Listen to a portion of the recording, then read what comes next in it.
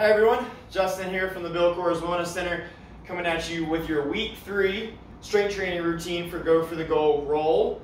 So we're approaching the second to last week of Go for the Goal. And so with that in mind, today's workout has us working up to a pretty hard intensity because we want to take advantage of this last full week before we have our final week for you to go achieve your goal.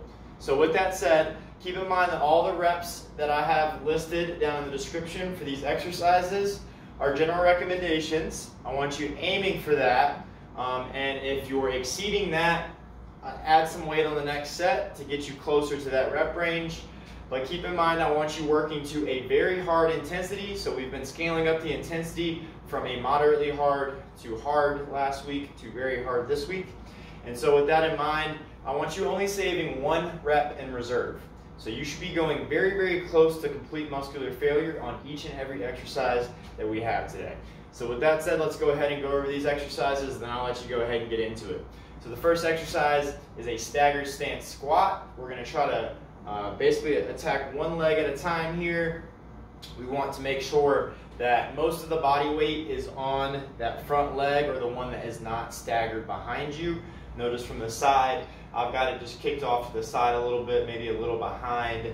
I'm going to use something to weight this. So I've got it listed in the description as a backpack staggered stance squat. That's for those of you that don't have any weights available.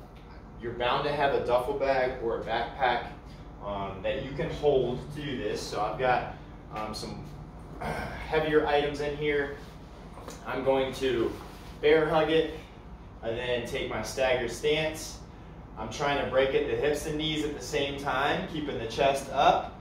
Try to get to parallel with that thigh muscle or the quad, and then stand back up. Go slower on the way down, faster on the way up as you drive that floor away.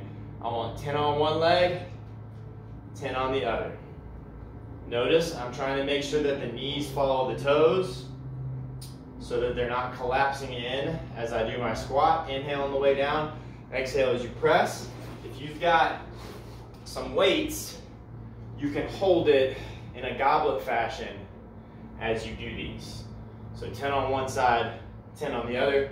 Then you're going to move into your second exercise, which is a bodyweight exercise. We're doing a push-up to a pike push-up. And so what we're going to do is feet hip width apart, hands shoulder width apart.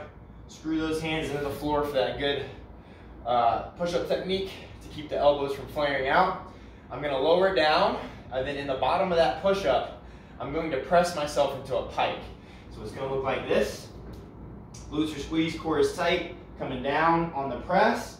I'm driving the floor away to get my hips up and my body into a pike position. And then from here, I'm going to bring the crown of my head to in between my hands, press away, flatten back out. That's 1.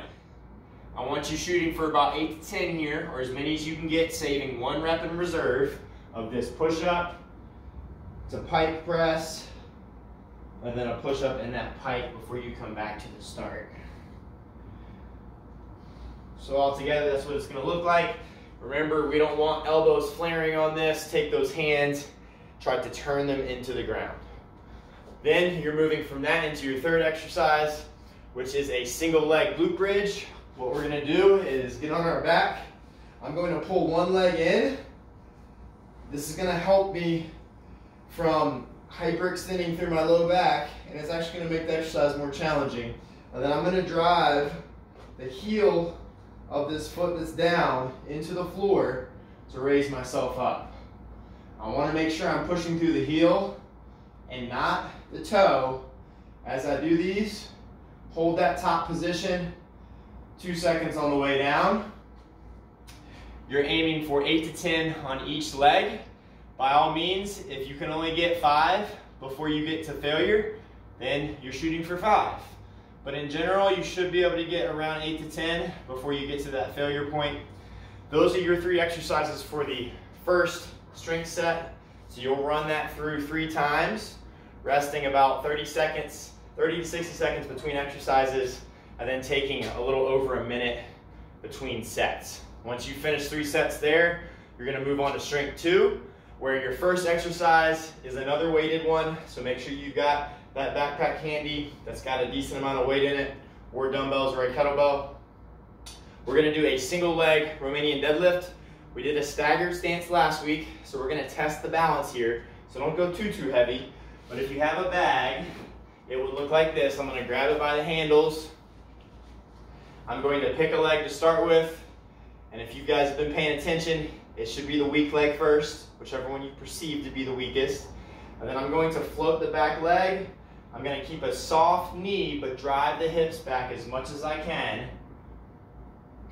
Slow on the way down, 4-second count, making sure that the knee doesn't collapse in, and then drive that floor away to bring you back to standing. So 4-second lower, really testing that balance. We're shooting for around 8 to 10 here as well. Go nice and slow and controlled on that lowering portion, and then drive the floor away from you back to standing. Squeeze the glute at the top. If you are using weights, you could hold the dumbbells in each hand as you do this, and then soft knee, hips back, keep the chest up as much as you can. Let me give you the front view here. Making sure to keep the knee in line with the toe, and then stand up and squeeze that glute at the top. Of course, you're doing each leg, 8 to 10 reps. Once you finish that, you're moving to a single arm paused backpack or dumbbell or kettlebell row. So with the backpack, it's gonna look like this. Make sure you've got a decent amount of weight in this. Soften those knees up, feet are hip width apart, drive the hips back. From here, I'm pulling elbow close to the body.